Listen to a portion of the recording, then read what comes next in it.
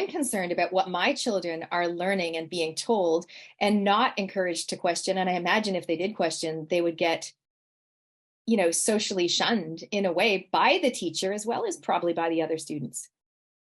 Definitely. And that is something that has been highly concerning for me. I have known of children, local kids, who have been made to sit at the back of the classroom, who weren't allowed to bring their books to the front of the classroom because the teacher wouldn't mark them because they were from a family of conspiracy theorists. That type of behaviour from a teacher is unheard of. It's appalling. You'd be dismissed on the spot for that type of behaviour. And, as a teacher, the waking up has been very painful.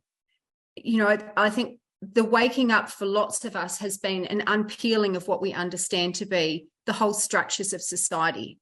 Can we trust the health system? Can we trust the education system? Can we trust the political system? And the answer for many of us is no.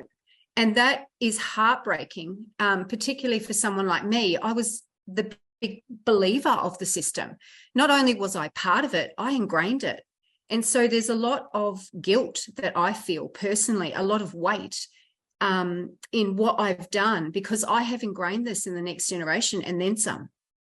And so I feel an obligation to speak out and to say, hang on a second, all these things that we took for granted, did we question them? Were we allowed to question them? Because I certainly didn't. I absorbed them and regurgitated them. And I see that in, being a teacher. I've done lots of mentoring of graduate teachers, and the decline of what I see in graduate teachers across the board is really concerning.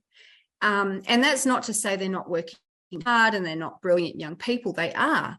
But what I see coming through in the university systems is so concerning, and the focus is all on these big political ideas behind education, not necessarily the nuts and bolts of how to do stuff in the classroom.